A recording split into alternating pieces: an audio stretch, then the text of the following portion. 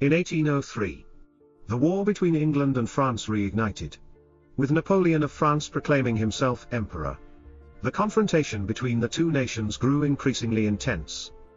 By 1805, England and France clashed in the Battle of Trafalgar. Napoleon intended to launch an invasion of England's homeland. Before the battle, both sides had chances of victory. England was already a naval power. And after the Industrial Revolution, the quality and quantity of its navy had significantly improved. On the other hand, France's navy was also strong. And after Napoleon conquered Spain, he gained support from the Spanish Armada. Although the Armada had declined, its naval foundation was still solid at the time. Essentially, the two sides were evenly matched. However, for this naval battle, France could afford to lose 10 times. But England could not afford to lose even once. If England lost this battle, Napoleon would march straight into England's homeland. In the end, England emerged victorious in this war. The Battle of Trafalgar rendered the French navy incapable of ever threatening England's homeland again, marking the beginning of a century of naval dominance for England. In 1815, Napoleon of France was defeated and abdicated. To address the issue of dividing spheres of influence in post-war France, European nations gathered in Vienna and established the Vienna system. For 19th century Britain, this was a period marked by the Industrial Revolution, and its overseas colonies were flourishing, solidifying Britain's position as the dominant power in Europe. Britain did not want another disruptive force like France to emerge in Europe and challenge its hegemonic position. However, the Russian Empire, Tsarist Russia, at the time had different ambitions. In 1815, Russia signed an alliance treaty with Prussia and Austria, forming the Holy Alliance. Britain, concerned that Russia might use this opportunity to establish hegemony, supported France to counterbalance the alliance. Later, at Austria's invitation, Britain also joined this alliance. Subsequently, France, under its restored monarchy, joined the alliance as well, turning it into a tool to uphold monarchies. The Vienna system established the ruling order of Europe at that time, reflecting the formation of the capitalist world political system. Britain played a pivotal role in this system. However, the Vienna system failed to resolve the fundamental conflicts of interest among the major powers. The alliances and verbal commitments between nations ultimately contributed to the outbreak of World War I. In the second half of the 18th century, the Industrial Revolution in Britain developed rapidly, and steam power was widely applied. As the Industrial Revolution progressed, the profitability of land decreased, and industry became the backbone of the national economy. Workers and merchants gradually entered the political stage of Britain. However, the allocation of parliamentary seats remained firmly controlled by the old landed aristocracy. After the Glorious Revolution, the power of the king was curtailed, and a constitutional monarchy was established. The Parliament became the supreme authority and legislative body in Britain. The British Parliament consisted of 3 parts: the monarch, the House of Lords, and the House of Commons. The monarch was hereditary. The House of Lords was composed of hereditary peers and life peers who were appointed, while the House of Commons was elected through universal suffrage by citizens. By 1832, merchants, factory owners, and the new aristocracy sought greater political power and therefore pushed for parliamentary reform. After numerous challenges, the Reform Act of 1832 was successfully passed on June 4, 1832.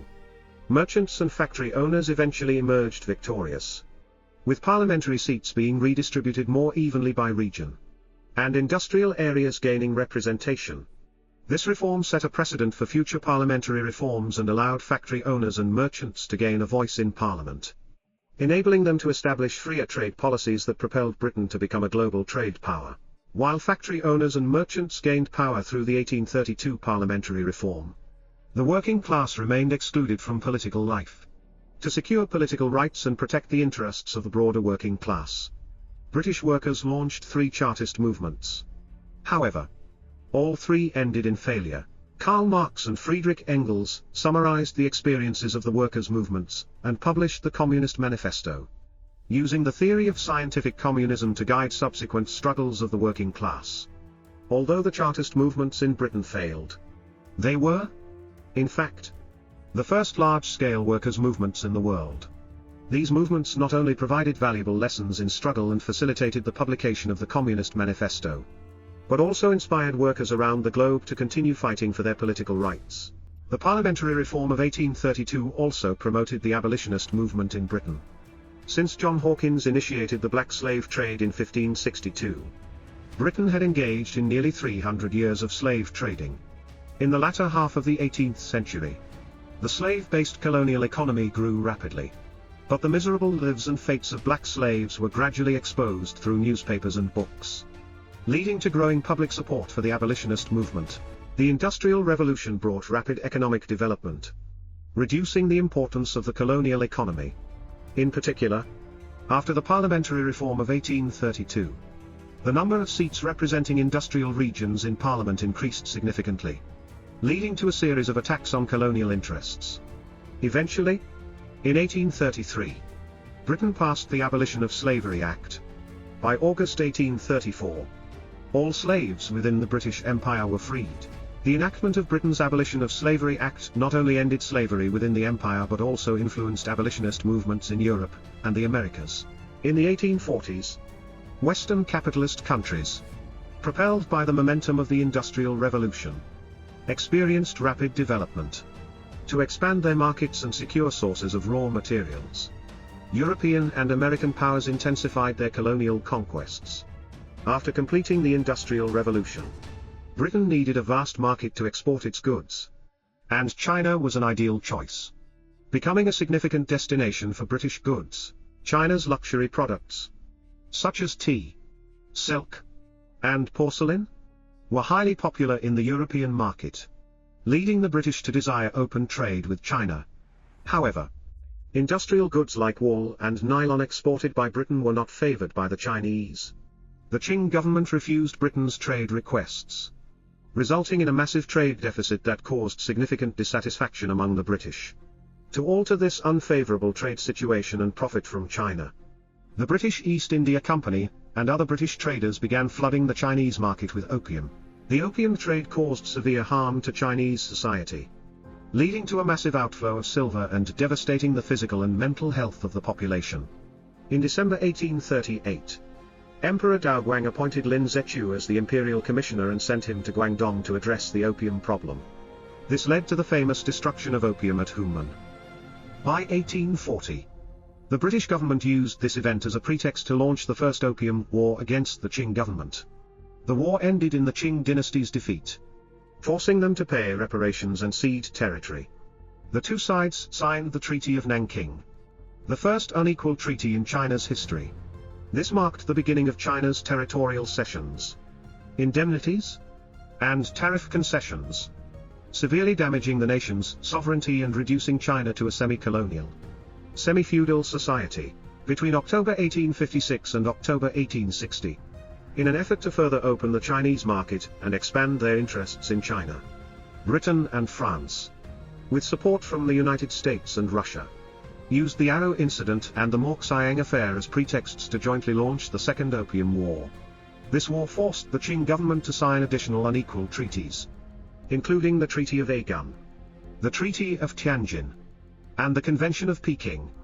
The aggression of the great powers deepened, causing China to lose over 1.5 million square kilometers of territory in the northeast and northwest. The old summer palace, Yuan, hailed as the Garden of Gardens, was completely destroyed, with countless treasures and cultural artifacts looted and burned. The Opium Wars were a prominent example of Britain's gunboat diplomacy. By using military force, Britain forcibly opened China's doors, accelerating the expansion and development of capitalism. In the late 18th century, the Industrial Revolution transformed Britain's modes of production. Modern weaponry was also adopted by Britain in warfare. From 1853 to 1856, the European powers, driven by their ambitions to divide the Ottoman Empire, sparked a major war on the Crimean Peninsula. This conflict is regarded as the world's first modern war. In 1815, after Napoleon's defeat, the Vienna system was established to prevent France from instigating another war and to maintain a balance of power among European nations. However, as the Ottoman Empire gradually declined, The European powers began eyeing this juicy piece of meat. Tsar Nicholas I of Russia, unable to resist temptation, began to reveal his ambitions for dominance and expansion. As a perennial troublemaker in global conflicts, Britain initially acted as a mediator. For Britain, a balanced power dynamic among European nations was the most desirable outcome, as it prevented any one nation from challenging its dominant position. However, with Russia appearing to seize an opportunity for power, Britain could no longer stay neutral.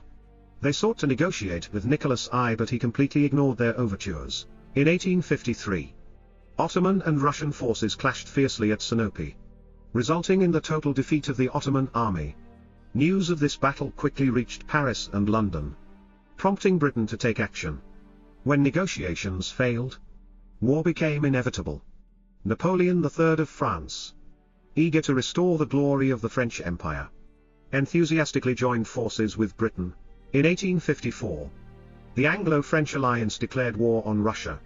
During the war, the Allied forces employed numerous heavy artillery pieces and modern weapons, along with advanced technologies such as telegraphs, steam-powered ships, and railways, which played crucial roles in the conflict. By 1856, Russia admitted defeat, and both sides signed the Treaty of Paris. The failure in the Crimean War forced Russia to abandon its ambitions for expansion into Europe. At the same time, the war exposed significant flaws in Britain's administration, as a large number of British soldiers died due to insufficient supplies. This highlighted widespread corruption within the British government, leading to subsequent reforms in the country's civil service system. Civil servants, or bureaucrats, were historically appointed by the king, ministers, or nobility as an act of patronage, to strengthen their political influence.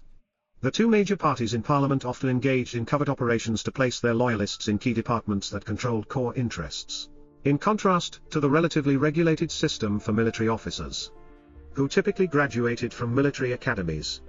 The civil service system was chaotic, rife with abuse of power, corruption, and embezzlement.